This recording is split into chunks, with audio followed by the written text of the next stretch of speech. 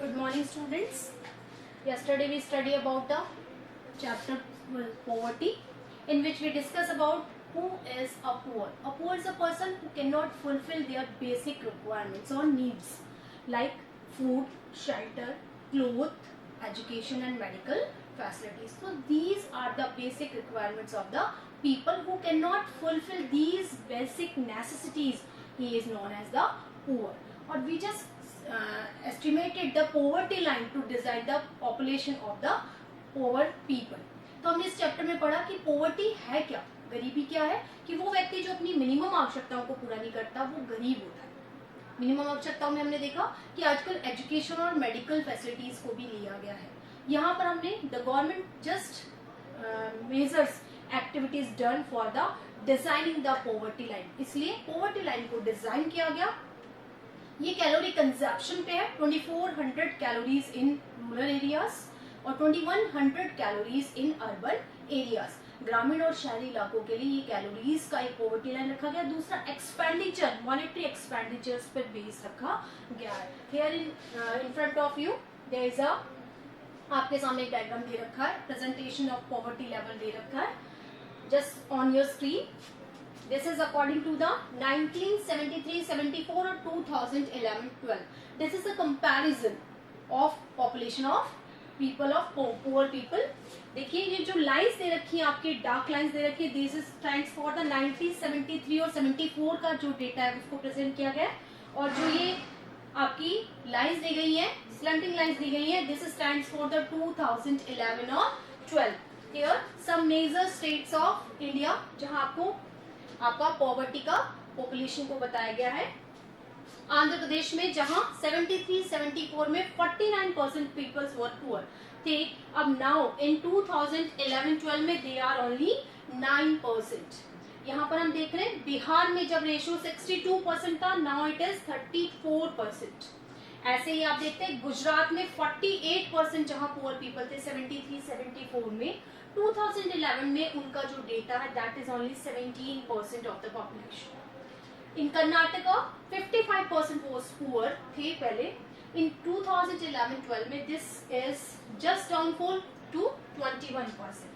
अगर हम मध्य प्रदेश की बात करें, वो भी पहले 62 था पॉपुलेशन वाइज, अब वो घटकर उसमें पॉवर्टी की जो लेवल है that is 36% peoples were poor. In Maharashtra 53% people वहां पर पुअर थे 1973 के अकॉर्डिंग. 2011 में ये रेशियो घटकर 32% रह गया. उड़ीसा की बात करें तो वहां 66% पीपल पुअर थे, अब वो 33 मतलब 50% का लगभग इसमें डिक्रीज हुआ है. अगर हम राजस्थान की बात करें 46% पीपल वहां पर पुअर थे, अब जिनका रेशियो मात्र 15% रह गया. तमिलनाडु में 55 और 11% हो गया है. उत्तर प्रदेश में देखें तो 57% पीपल कहाँ थे, पॉवर्टी लाइन के नीचे थे, नाउ दे आर इन 29%. अगर वेस्ट बंगाल की बात करें 63% peoples were below the poverty line in 1973-74. Now in 2011-12 the ratio is only 20%. So these data shows कि due to the efforts of the government ने जितने स्कीम्स चलाई हैं, एफर्ट्स किए हैं, वहां से सभी जगह, चाहे वो बहुत बैकवर्ड एरियाज हैं, चाहे वो फॉरवर्ड एरियाज हैं, महाराष्ट्र जैसे, उसके बावजूद भी सभी जगह पर जो पॉवर्टी का रेशियो है वो थोड़ा कम हुआ है. सो ये this is due to the effect of the government policies. यहाँ पर हम देखेंगे एक्सप्लेनेशन ऑफ द टेबल. अगर हम देखेंगे the two lines in the chart indicates the national poverty level. The first line from below indicates the poverty line during the 2011-12 and second line indicates the 73-74. This means the proportion of poor in India during the 73 to 2000 has come down 55 to 22%. यानी जो previous chart हमने पढ़ा उसमें पता चल रहा है आपको, स्टेट वाइज भी पता चल रहा है कि जो पॉवर्टी का लेवल है 1973 से अगर हम 2012 की बात करें तो उसमें काफी डाउनफॉल आया है. The chart also revealed that the 6 states Tamil Nadu, Uttar Pradesh, Bihar, Madhya Pradesh, West Bengal and Odisha contain a large section of poor in 1973. ये जो 6 स्टेट्स की हमने बात की वहां पर जो पॉपुलेशन का रेशियो बिलो पॉवर्टी लाइन बहुत ज्यादा था. During the 73 to 2012, many Indian states reduced the poverty level to a considerable extent. और बहुत सारे ऐसे स्टेट नोटेबल हैं जिन्होंने पॉवर्टी लाइन से उनकी पॉपुलेशन बहुत ज्यादा ऊपर आ गई, यानी बहुत सारे लोगों ने पॉवर्टी लाइन को क्रॉस कर लिया है. 4 states like the Odisha, Madhya Pradesh, Bihar and Uttar Pradesh are still far above the national poverty level. हाँ, जरूर कुछ ऐसे स्टेट्स हैं, जैसे हम मध्य प्रदेश की बात करते हैं, बिहार की, उड़ीसा की बात करते हैं और उत्तर प्रदेश की बात करते हैं कि नेशनल लेवल से इनका पॉवर्टी लेवल थोड़ा कम रहा है. एज एस राजस्थान की अगर हम बात करें, आंध्र प्रदेश एंड राजस्थान की बात करें and west Bengal and Tamil Nadu reduce the poverty level much better than the other state. अगर हम बात करते हैं 4 स्टेट्स की, आंध्र प्रदेश, राजस्थान, वेस्ट बंगाल और तमिलनाडु की, तो इन्होंने काफी अच्छा रिकवर किया है. अब हम बात करते हैं what are the causes of poverty, कि क्या क्या कॉजेज हैं जिसके कारण हम देखते हैं कि लोगों को अपनी बेसिक जो नीड्स है उनको पूरा करने में प्रॉब्लम्स होती हैं. The causes of poverty lies in the institutional and social factor that mark the life of the people. इसमें बहुत सारे इंस्टीट्यूशनल और सोशल फैक्टर भी इंक्लूड माने जाते हैं. The poor deprived of quality education and unable to acquire skill which fetch better income. सबसे पहला रीजन है they don't get quality education, कि वो अच्छी शिक्षा प्राप्त नहीं कर पाते, उनके पास स्किल डेवलपमेंट प्रोग्राम के बेनिफिट्स नहीं पहुंच पाते हैं, इसीलिए वो अपनी इनकम को ज्यादा जनरेट नहीं कर पाते. The second, also access to health care denied to the poor. The main victims of caste, religious and other discriminatory practice are the poor. These can cause as a result social, economic and political inequality. सबसे पहला जो कारण हम देख रहे हैं कि social, economic and political inequalities, यानी आज भी हमारे समाज में कुछ कास्ट ऐसे हैं, कुछ रेसेस ऐसी हैं जिनको आज भी डिस्क्रिमिनेशन का सामना करना पड़ता है. The second is social exclusion. Social exclusion मतलब समाज ने जो वर्ग बना रखे हैं उसमें कुछ वर्ग तो पॉलिटिकल एरिना में बहुत अच्छे, पावरफुल और सक्सेसफुल माने जाते हैं. Now the third one is unemployment. A person who is unemployed or a seasonal unemployed, जिसे साल में मुश्किल से 3 महीने 6 महीने काम मिलता है, तो इसीलिए वो गरीब है क्योंकि वो अपनी बेसिक आवश्यकताओं को पूरा नहीं कर पाता. नेक्स्ट है इंडेबिटनेस.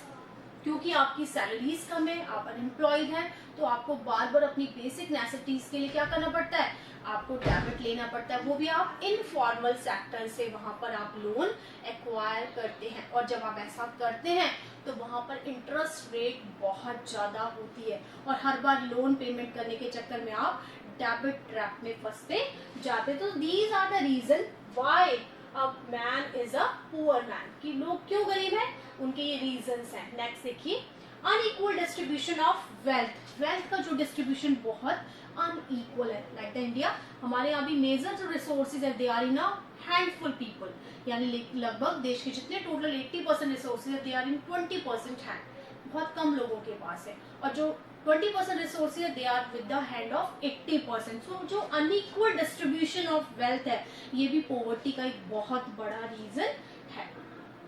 Aggregate poverty is just the sum of individual poverty.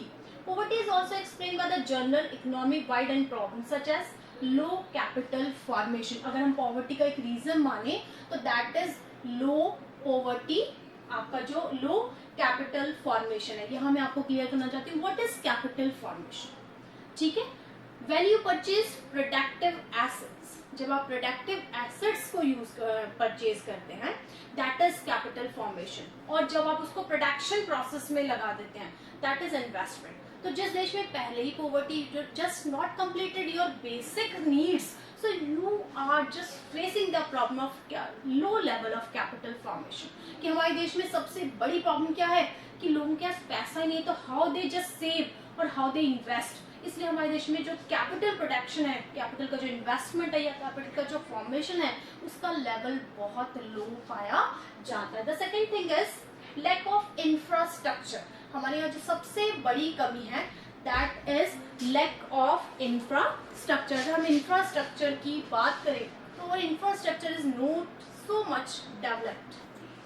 हम बात कर रहे थे lack of infrastructure. As you know in Indian economy the infrastructure is not very strong, so many villages are right now. अभी भी ऐसे बहुत सारे गांव हैं जहाँ पर सड़कें अच्छी नहीं है, जो आपका देखते हैं फैसिलिटीज, आप देखते हैं बिजली की फैसिलिटीज वहाँ पर नहीं है। तो जो इंडियन इंफ्रास्ट्रक्चर है वो अभी भी बहुत स्ट्रॉन्ग नहीं है, और इंफ्रास्ट्रक्चर स्ट्रॉन्ग नहीं होने के कारण क्या होता है, जो बैकवर्ड एरियाज है, रिमोट एरियाज है, वहाँ पर अभी भी इकोनॉमिक कंडीशन बहुत अच्छी लोगों की नहीं है।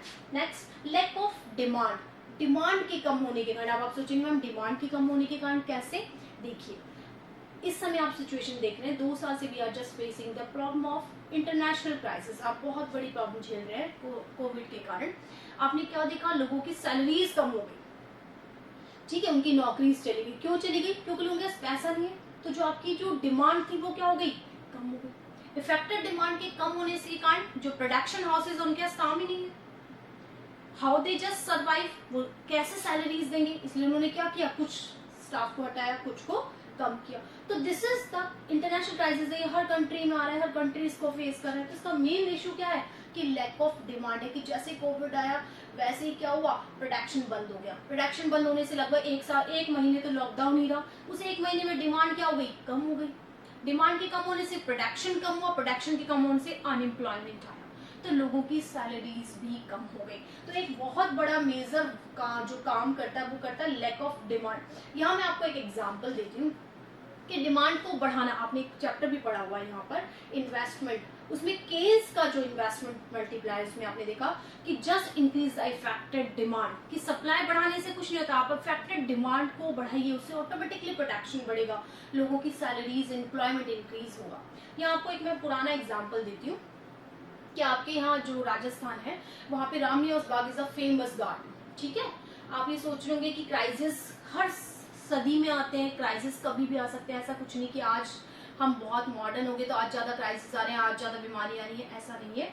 ऐसा जो हिस्टोरिकल जो एविडेंस है वो ये बताते हैं कि जब ये रामनिवास गार्डन डेवलप किया गया था, वो ऐसे नहीं कि राजा ने अपने घूमने के लिए कर दिया, ऐसा नहीं। उसका रीजन क्या था कि उस समय भी जैसे आज हम जो फेस कर रहे हैं मंदी, उस समय भी एक ऐसी स्थिति आई थी जब लोगों की जो इफेक्टिव डिमांड है वो बहुत कम हो गई थी।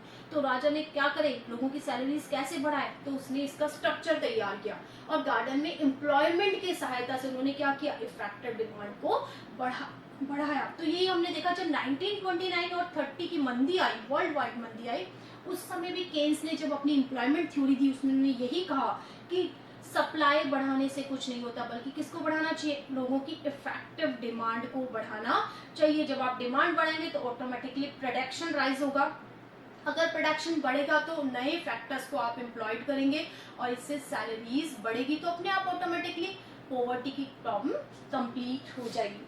नेक्स्ट आप देख रहे हैं प्रेशर ऑफ पॉपुलेशन, ये बहुत बड़ा रेशियो है कि जितनी ज्यादा पॉपुलेशन होती है वो क्या करती है, रिसोर्स जितना आप डेवलपमेंट करते हैं उसको खत्म कर देती है। For example if you providing 1 lakh people employment per year, अगर आप हर साल 1 लाख लोगों को रोजगार दे रहे हैं, पर आपको जानकर बहुत आश्चर्य होगा कि हमारे देश में आप 10 से 15 लाख भी अगर रोजगार दे रहे हैं तो हर साल 1.7 करोड़ लोग पैदा हो जाते हैं।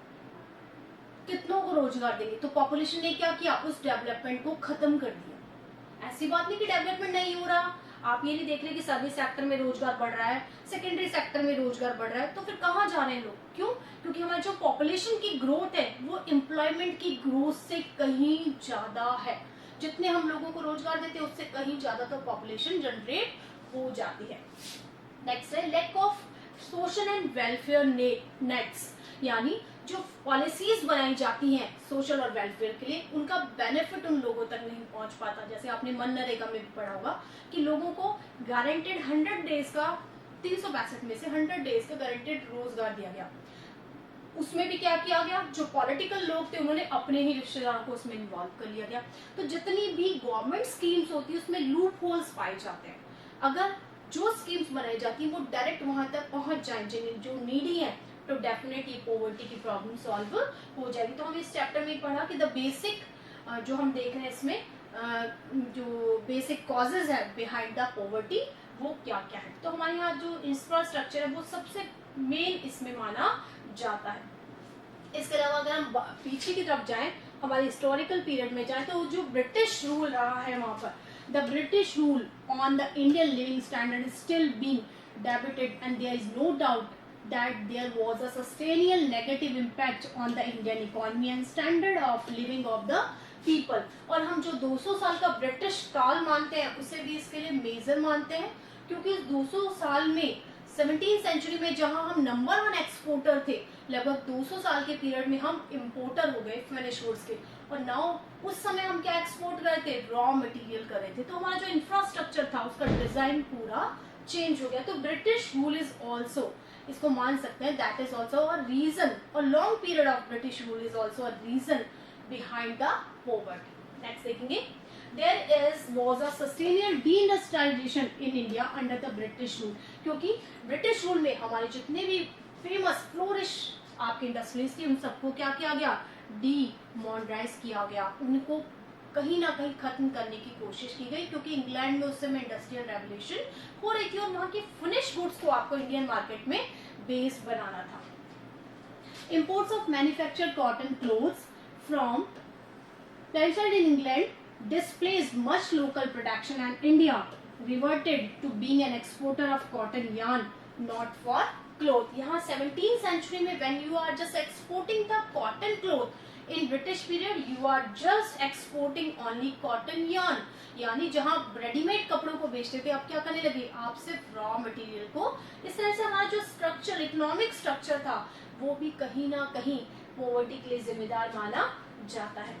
As about 70% Indians were engaged in agriculture during the British Raj period। और हम देखते हैं कि कोई भी देश जब डेवलपमेंट की स्टेज में होता है, बिल्कुल अनडेवलप्ड होता है, उसका डिपेंडेंस एग्रीकल्चर पे ज्यादा होता है। और यही हमने देखा कि ब्रिटिश राज में 70% पीपल थे वो किस में अंगेज थे, एग्रीकल्चर में अंगेज थे, क्योंकि कॉटन इंडस्ट्रीज और जितनी भी स्मॉल स्केल इंडस्ट्रीज थी वो डिक्लाइन हो गई थी। तो लोग कहाँ कन्वर्ट हुए, एग्रीकल्चरल फील्ड में कन्वर्ट हुए। So these are the reason. एक रीजन और यहाँ पर है, under the British rule India facing many famines export food grain, and as a result as many 26 million people are died in famines between the 1875 to 1900। यानी ये वो समय था कि जब बहुत सारे फेमाइन्स जिसे हम बोलते हैं उस समय आए, इसलिए लोगों को क्या हुआ, एक तो बहुत सारा प्रोडक्शन इफेक्टेड हुआ, हमें विदेशों से फूड को इम्पोर्टेड करना पड़ा। ठीक है, तो ये सब सर्कमस्टेंसेस जो हमारा प्रीवियस हिस्ट्री है, these are also responsible for the poverty। तो कहीं ना कहीं ये भी पॉवर्टी के लिए रेस्पॉन्सिबल है। Britain's main goal was to, from the Raj, were to provide a market for the British exports to have Indian services। तो ब्रिटेन को एक ऐसी जगह मिल गई थी जहां अपनी वो फिनिश गुड्स को सेल कर रहा था और अपनी रॉ मटेरियल वहां से इंपोर्ट कर रहा था। So British policy is also just a major cause behind the poverty। The British Raj empowered millions of people in India। Our natural resources were plundered।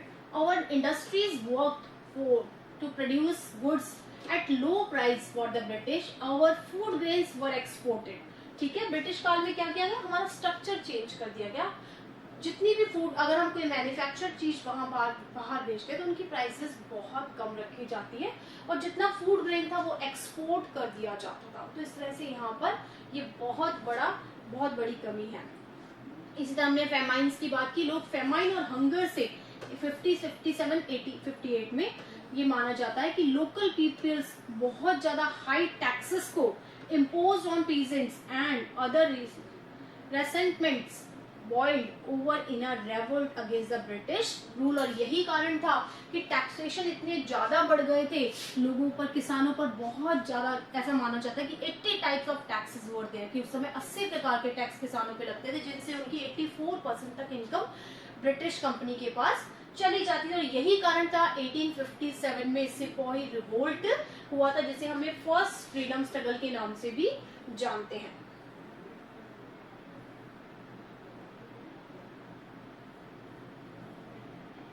Now after independence, since independence the government has attempted to distribute land and has taken land from those who have large amount of distribute it to those who don't have any land. और यही कारण है कि after independence, क्योंकि British काल में तो क्या हुआ था, मीडिएटर पॉलिसी स्टार्ट की गई और जमींदार और जागीरदार लैंड रेवेन्यू कलेक्शन के लिए अपॉइंट किए गए। लेकिन आफ्टर इंडिपेंडेंस हमने भूदान और ग्राम दान आंदोलन के अकॉर्डिंग लैंड सीलिंग प्रोग्राम बनाया, जिसके अकॉर्डिंग जिनके पास ज्यादा भूमि थी उन्हें लैंड को सील करके उन लोगों को दिया गया जो लैंडलेस पीपल थे। तो इस तरह से पॉवर्टी के लिए काम किया गया। But work on the land was wage laborers. However, this moved as successful only to a limited extent as large section of agriculture workers were not able to farm the small holdings that they now proceed, as they did not have either money, assets or skills to make the land productive. दूसरी समय problem क्या थी कि जो land distribute की गई उनकी ये भी प्रॉब्लम थी कि जो लेबर थे या जो फार्मर्स थे उनके पास ना तो इतना अमाउंट था, एसेट्स थी कि वो उसकी प्रोडक्टिविटी की, लैंड की प्रोडक्टिविटी को बढ़ा सके। And land holdings were too small, और उस समय जो लैंड होल्डिंग्स थी वो बहुत छोटी साइज में थी। Almost of the Indian states fail to implement land distribution policy. ठीक है, बहुत सारे स्टेट्स, लगभग सभी स्टेट्स में ये पॉलिसी लैंड डिस्ट्रीब्यूशन की गई थी, लेकिन बहुत सारे स्टेट इस लैंड डिस्ट्रीब्यूशन पॉलिसी में फेल रहे। A large section of the rural poor in India are small farmers. The land they have is generally less fertile and dependent on the rains, क्योंकि इंडिया में जितने भी farmers हैं उनके पास जो size है लैंड होल्डिंग का बहुत कम है। दूसरा, इरिगेशन फैसिलिटीज नहीं है, so most of the crops are based on rainfall.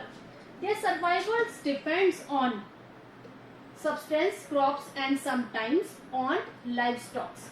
जो उनका सब्सटेंस है, जो उनका डिपेंडेंस है, वो किस पे, एग्रीकल्चर या रिलेटेड एक्टिविटीज पर रहता है। With the rapid growth of population and without alternative source of employment, the per head availability of land for cultivation has steadily declined, leading to fragmentation of land holding.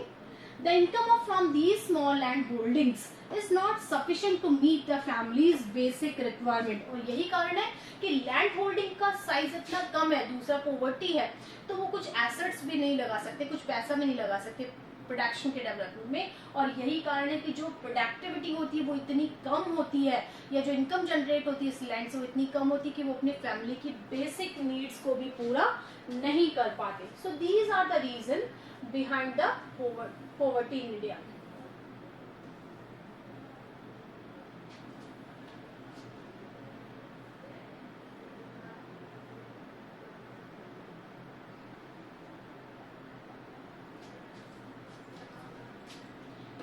And other domestic needs as their crops have failed due to the drought or other natural calamities. और अगर कभी ऐसी situation आती, कोई natural calamity आ जाती, जैसे drought आ गए, famine आ गए, उस समय फार्मर्स की कंडीशन और ज़्यादा खराब हो जाती है, क्योंकि उस समय उन्हें डेबिट ट्रैप में फंसना पड़ता है, उन्हें अपनी टैक्सेशन के लिए या फैमिली की नीड्स के लिए कहीं ना कहीं इनफॉर्मल सेक्टर से लोन लेना पड़ता है।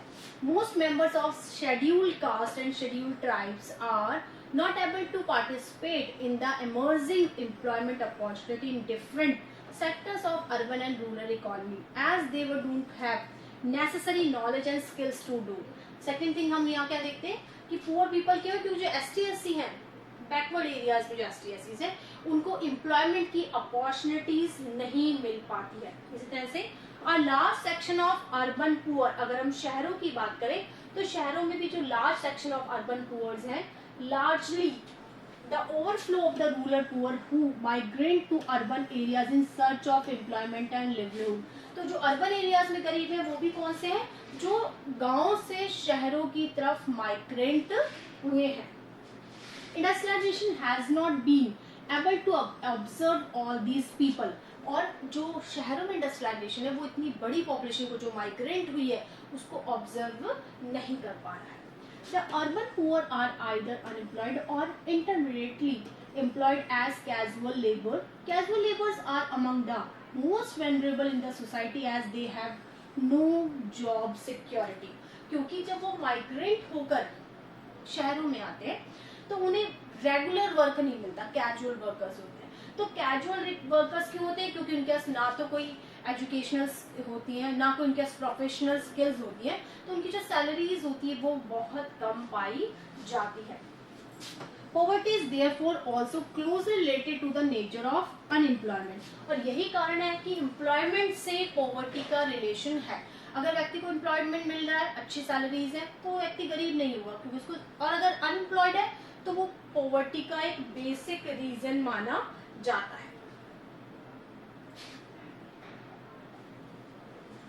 Unemployment or under-unemployment are casual and intermediate in nature of work in both rural and urban areas that compels indebtedness, in turn reinforce poverty. Indebtedness is the one of the significant factor causing the poverty. इसी तरह से अभी हमने बात की कि when he is not able to complete their need, so he just take the loan from the informal sector, कि जब वो अपनी आवश्यकताओं को पूरा नहीं कर पाता तो वो इनफॉर्मल सेक्टर से लोन लेता है, और जब लोन लेता है तो वो उस ट्रैप में फंस जाता है।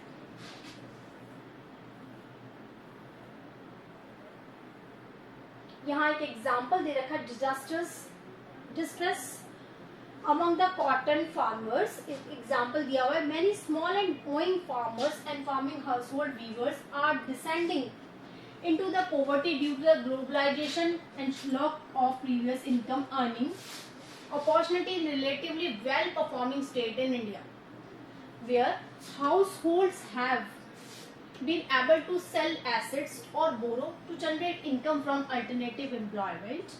Opportunity in the impact of such shocks may be transient. If the household has no assets to sell across the credit or is able to borrow only at exploited rates of interest and get into the serve debit trap. अब देखिए यहाँ पे एक example दिया है कि farmers और viewers जो होते हैं अगर अपनी आवश्यकताओं को पूरा नहीं कर पाते, कुछ स्टेट्स में उनकी स्थिति बहुत खराब है, तो उन्हें क्या करना पड़ता है, उन्हें अपनी जीविका चलाने के लिए उन्हें लोन लेना पड़ता है, और जो लोन की रेट्स है वो बहुत ज्यादा हाई मानी जाती हैं।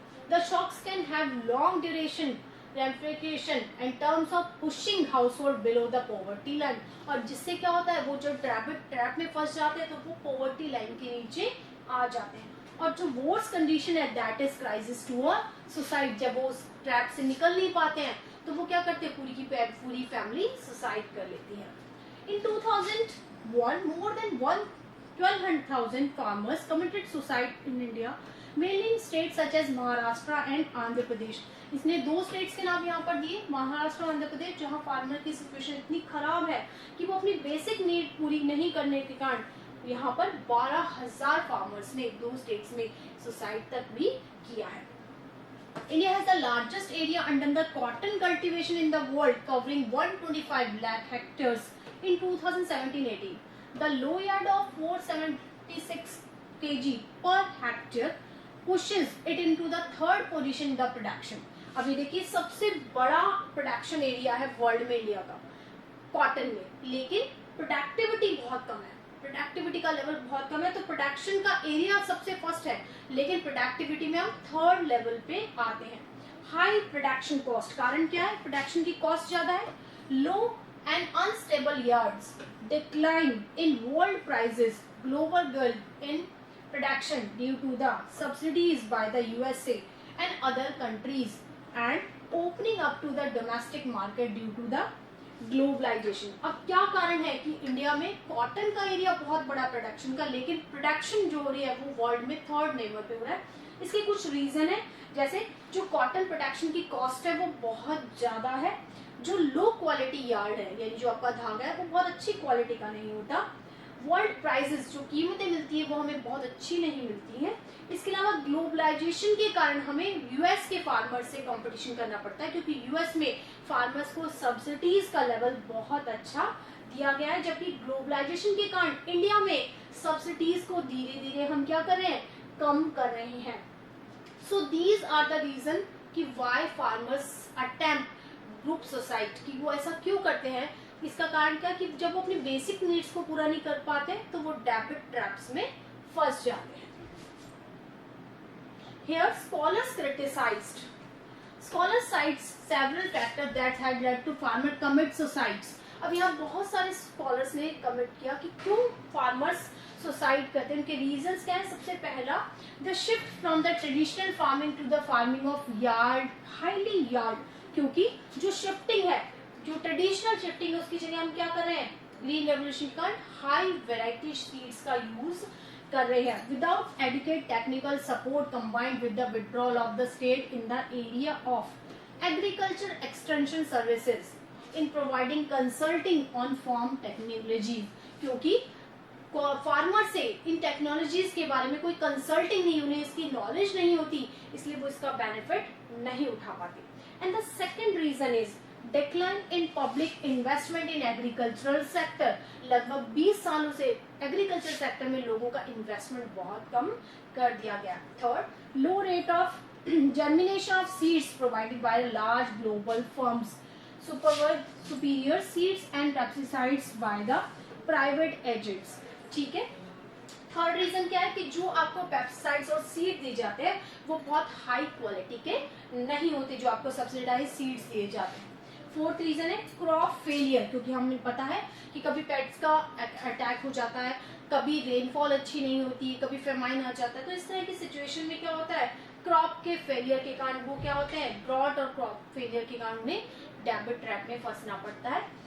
Debit at very high interest, और अगर वो उधार लेते हैं तो उसका इंटरेस्ट रेट इनफॉर्मल सेक्टर में बहुत हाई है. Next is cheap imports leading to decline in pricing and profits. ठीक है, जो इंपोर्ट किए जाते हैं वो प्रॉफिट कंडीशन के कारण बहुत ही सस्ती क्वालिटी के किए जाते हैं. Lack of access to water for the crop, irrigation की फैसिलिटीज ना होने के कारण ये वो सिचुएशन है कि फार्मर कमिट्स टू सुसाइड. क्योंकि प्रोडक्टिविटी अच्छी नहीं होती है, उनकी अर्निंग अच्छी नहीं होती है, तो फार्मर्स के लिए जो एग्रीकल्चर है वो एक बेनिफिशियल उनका एक्सपीरियंस उसमें नहीं रहता. और यही कारण है कि मध्य प्रदेश, आंध्र प्रदेश में हमने देखा कि बहुत लगभग 12,000 फार्मर्स ने सुसाइड किया.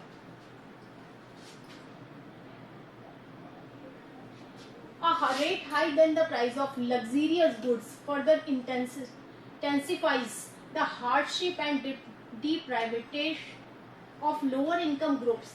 The unequal distribution of income and assets has also led the persistence of the poverty in India. All this has created two distinct groups in the society: those who possess the means of production and earn good income.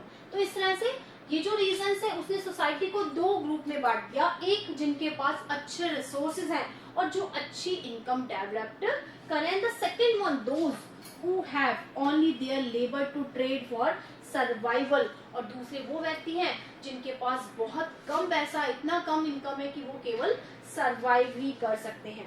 Over the year the gap between the rich and poor in India has widened.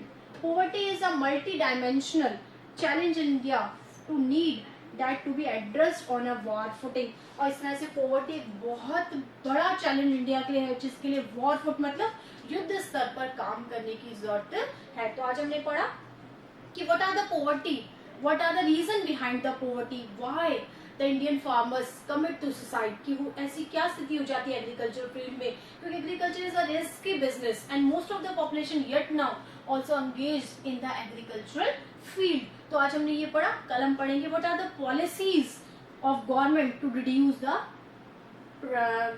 Level of poverty. Okay, आज इतना ही करेंगे. Have a nice day. Thank you.